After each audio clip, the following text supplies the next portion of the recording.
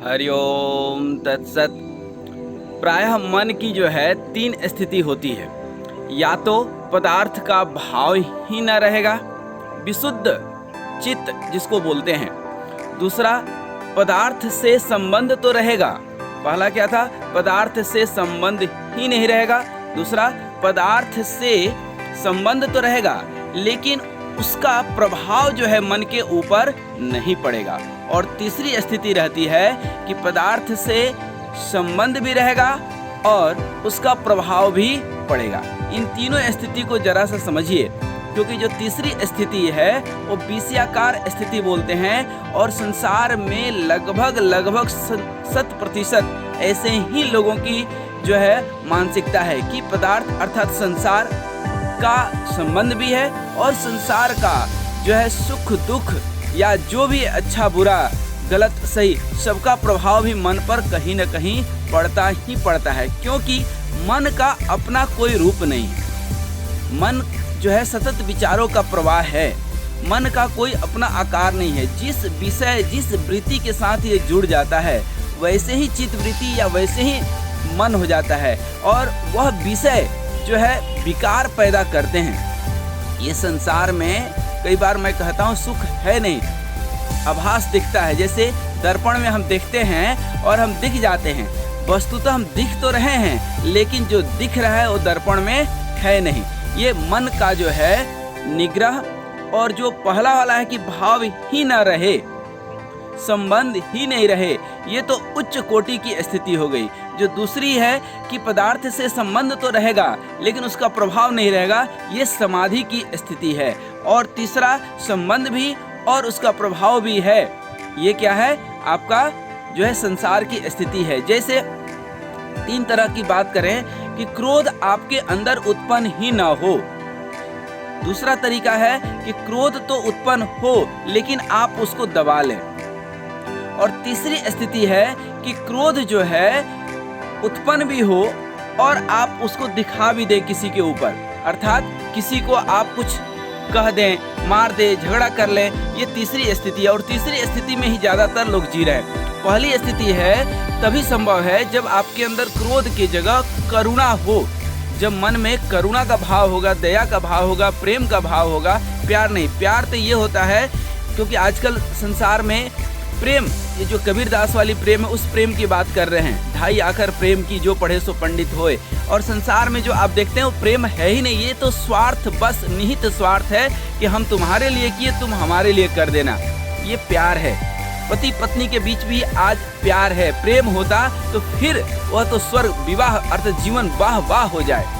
लेकिन आजकल क्या होता है? ब्याह होता है, अर्थात हम तुम्हारे लिए किए, तुम हमारे लिए नहीं किए तो आह निकल गई, अर्थात एक अपेक्षा है।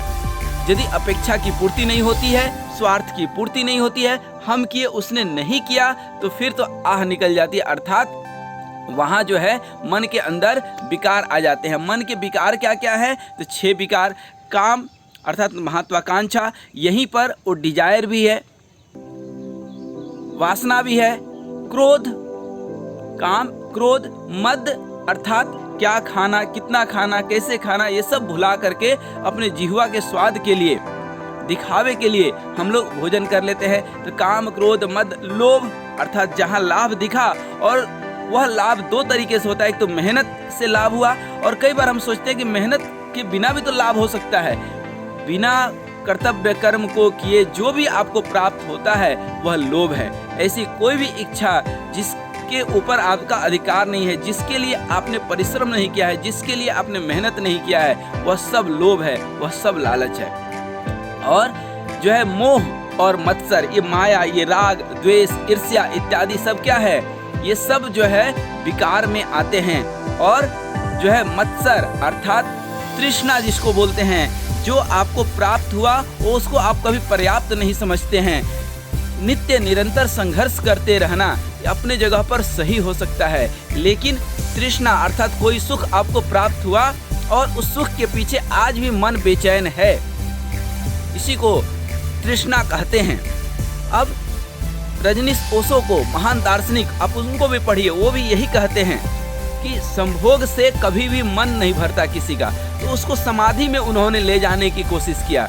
कृष्ण भगवान भी गीता में यही कहते हैं, न आसक्ति न विरक्ति, अनासक्ति का भाव, जो मन का तीसरा जो भाव है, जो प्रथम स्थिति है कि पदार्थ का भाव ही ना होना, अर्थात संसार का कोई बात आना ही नहीं, कोई संबंध ही नहीं होना। दूसरा है संबंध होना लेकिन उसका प्रभाव नहीं पड़ना, इसी को समाधि स्थिति कहते हैं। इसी को कृष्ण भगवान कहते हैं, संसार में रहो लेकिन संसारिकता में मत फंसो, आध्यात्मिकता अर्थात भगवान का भजन करते रहो। अब ये कैसे संभव है कि हम जो है संसार में रहें, कोई वासना न जगे, कोई हमारे अंदर क्रोध न आए, कोई लोभ न जगे, ये कैसे संभव है? ये सिर्फ और सिर्फ एक ही तरह से संभव है, नाम जप, भगवान का गुण, भगवान का स्मरण, भगवान का कीर्तन, ये सर्वव्यापक सर्व ब्रह्म परम पिता परमात्मा अखंड ब्रह्म के जो है नायक जगदीश्वर का भजन करना। और फिर इस ध्यान और भजन से जो है जब हम ध्यान करते हैं तो वो क्रोध जो है करुणा में परिवर्तित होने लगता है। रजनीश ओशो यही कहते हैं, काम को राम में बदल लो, संभोग को समाधि में बदल लो, वासना को उपासना में बदल लो। ये एक तरीका है जो दूसरे वाला भाव है। कृष्ण भगवान तो तीसरे वाला कहते हैं कि न आसक्ति न विरक्ति, अनासक्ति। तो ये मन की जो तीन स्थिति है कि साधन को साधना में हम बदल लें, भोजन को भजन से जोड़ लें, काम को राम से जोड़ लें। हम लोग कहते हैं ना कि शंकर भगवान का विवाह हुआ तो उन्होंने कामदेव को जला दिया। कामदेव अर्थात काम अर्थात डिजायर, अर्थात जो एक दूसरे से जो कुछ अपेक्षा है, महत्वाकांक्षा है, आकांक्षा है, वो खत्म कर दिए। तो बच क्या गया? जहाँ काम तहाँ राम नहीं, जहाँ राम तहाँ नहीं काम। अब काम है नहीं तो बचे क्या? राम। और जिसके जीवन में, दोनों के जीवन में राम हो, वो जीवन तो फिर जो है धन्य हो गया। तो ये मन के दूसरे स्थिति पर तो एक तीसरी स्थिति जो हमने बताया कि पदार्थों से संबंध भी और उसका प्रभाव भी। दूसरी स्थिति पदार्थों से संबंध तो रहेगा लेकिन उसका प्रभाव अपने जीवन पर नहीं पड़ेगा। तो दूसरी वाली स्थिति को पहले अचीव करें। तीसरी स्थिति में तो हम हैं ही, क्योंकि सर्दी गर्मी, कोई कुछ बोला तो उसका प्रभाव पड़ता है, कोई एक मैसेज कर देता है तो हम आग बबूला हो जाते हैं, अंदर क्रोध आ जाता है, क्रोध को हम दबाते हैं, फिर वो क्रोध कहीं और जा कर के निकलता है। बॉस ऑफिस में कुछ बोला, हम वहाँ क्रोध नहीं निकाल पाए, घर में आकर के बच्चों के ऊपर क्रोध निकाल रहे हैं, फिर कहीं का क्रोध कहीं पे निकल रहा है, कहीं का गुस्सा कहीं पर निकल रहा है। ये तब तक होते रहेगा जब तक दूसरी वाली स्थिति नहीं आएगी और उससे भी ऊपर तीसरी वाली स्थिति नहीं आएगी। अब आप बोलेंगे कि क्रोध पैदा ही नहीं हो, ये कैसे संभव? जैसे एक पेड़ को आप हिला दिए, थोड़ी देर हिलते हिलते वो शांत हो जाएगा। यही क्रोध वाली स्थिति है। क्रोध कई बार वो अचानक से फिर हो चुकी ऊर्जा क्या है? ऊर्जा जो है संचित है, वह ऊर्जा कहीं निकल सकती है, लेकिन वह ऊर्जा तीसरे स्थिति में भी निकल जाए, जिसको ओशो कहते हैं, जिसको गौतम बुद्ध कहते हैं कि क्रोध को करुणा में परिवर्तित कर लो, अर्थात प्रेम में। जब अंदर प्रेम उदय हो जाए, प्यार नहीं, फिर वही बात आ रही है कि प्रेम अर्थात समर्पण का नाम है, एक तरफा है, वो अनंत से प्रेम है, जिसका रोम रोम प्रेम से समाहित हो गया, वही संत हो गया। तो संत अर्थात जिसकी इच्छाएं शांत हो गई। एक होता है इच्छा उठा ही नहीं, दूसरा हुआ इच्छा उठा और हम जो है उसको दबा लिए, तीसरा कि हम इच्छा उठा, डिजायर आया और उसके लिए हम गलत सही जो मिला कर डाले। कई बार वो गलत का फल भी भुगतना पड़ता है। कई बार देखिए लोग 10 मिनट की गलती करते हैं और 10 साल सजा भुगतते हैं उसकी। 2 मिनट के सुख के पीछे जो है कई बार आदमी कई साल जो है उसका पश्चाताप करते रहता है। गलती कितने की थी? आप देखिए ज्यादातर क्रोध, ज्यादातर सब 2 मिनट के ही रहते हैं और 2 मिनट का ही जो है परिणाम ये है कि आदमी कई जन्मों तक भी उसका दुख भोगता है, कई साल तक भी पश्चाताप रहता है, कई बड़े बड़े काम बनते बनते भी बिगड़ जाते हैं। ये 2 मिनट का क्रोध ही तो है।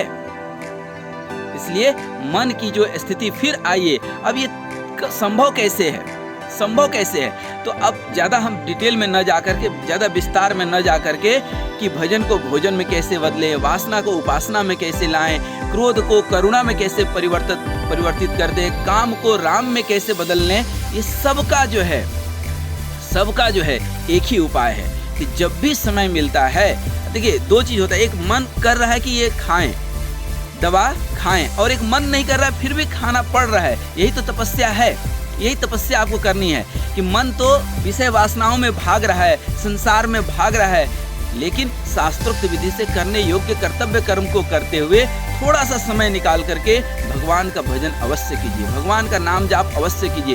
फिर धीरे धीरे भगवत प्रेम आपके अंदर जगेगा और प्रेम पूर्ण होकर के जब आप ध्यान करेंगे, ध्यान ही असली ज्ञान का बोध कराता है। जब ध्यान में आप उतरेंगे तो धीरे धीरे आप देखेंगे कि वह जो है क्रोध करुणा में बदल जाएगा, वह भोजन प्रसाद बन जाएगा। क्योंकि आप लड्डू ऐसे किसी को दीजिएगा कोई नहीं लेगा, लेकिन वही बजरंगबली को, गणेश भगवान को हमारे पीछे हैं, उनको चढ़ा दीजिए। गणेश भगवान के छत्र छाया में हम आपसे बात कर रहे हैं, आप उनको चढ़ा करके देखिए, लोग हाथ पसार करके आपसे मांगेंगे कि हमें भी दे दो, हमें भी दे दो। क्यों? क्योंकि वो प्रसाद बन गया। उसी तरह से काम को राम में बदलना हो तो ध्यान की जरूरत है। अभी ध्यान हृदय के अंतस गहराई में जाना पड़ेगा। जो आपके पास साधन है उसको साधना में जो है व्यवस्थित कर लीजिए। जो भी आपके पास है उसको भगवान के नाम गुण कीर्तन से जोड़ लीजिए, भगवान को सेवा से जोड़ लीजिए। आप किसी गरीब को दान देते हैं, उसको गरीब नहीं भगवान समझ करके, प्रभु समझ करके दे दिए और उसकी चर्चा कहीं नहीं किए। चर्चा कर दिए इसका मतलब कि अपनी अहंकार दिखा रहे हैं कि हाँ हमने दिया, आप अपना एहसान दिखा रहे हैं। बहुत लोग होते हैं ना, क्रोध किसी के ऊपर करेंगे, क्रोध तो बहुत आया था, मन तो किया था मारने का, लेकिन हम मारे नहीं, अर्थात मतलब आप एहसान जता रहे हो, अर्थात आपने उस क्रोध को दबा लिया। क्रोध करुणा में परिवर्तित हो जाए। मैं बार बार यही बोल रहा हूँ कि मन की जो तीसरी स्थिति है, पदार्थ से संबंध और पदार्थों का प्रभाव, अभाव प्रभाव स्वभाव, ये तीन कारणों से दुख होते हैं। तो ये प्रभाव से भी तो दुख हो रहा है, तो कोशिश करना है कि पदार्थों से संबंध रहे लेकिन उसका प्रभाव हमारे ऊपर कम से कम पड़े। कैसे? जैसे संसार में रहते हैं लेकिन सांसारिकता हमें परेशान न करे। घर परिवार में रहते हैं, जो करने योग्य कर्तव्य कर्म है उसको ईमानदारी से, जिम्मेदारी से करते हुए जीवन जीते रहें। ये नहीं कि उनका प्रभाव, कोई कुछ बोल दिया, कोई गाली दिया तो नाराज हो गए, कोई ताली दिया तो खुश हो गए। नहीं, गाली और ताली दोनों से ऊपर उठ जाना है। दोनों अर्थात अपने मन का रिमोट कंट्रोल किसी और के हाथ में नहीं देना है, पहली चीज। दूसरी चीज कि पदार्थों का प्रभाव कम से कम हमारे ऊपर हो, संबंध रहे, क्योंकि संसार है तो संबंधों से ही तो संसार है, विचारों से ही तो मन है। और मन को थोड़ा सा कभी कभी अमन करे। जब भगवान के लिए नमन करते हैं तो मन अमन होने लगता है और धीरे धीरे ध्यान जब भी समय मिलता है तो आधा घंटा, 1 घंटा, 10 मिनट, 15 मिनट, 1 घड़ी, आध घड़ी, आधों में पुनियाद, तुलसी संग साधु की हरे कोटि अपराध। हमारी वीडियो आपने सुना और आपके जीवन में यह काम आए, इस उम्मीद के साथ हरि ओम तत्सत, हरि ओम।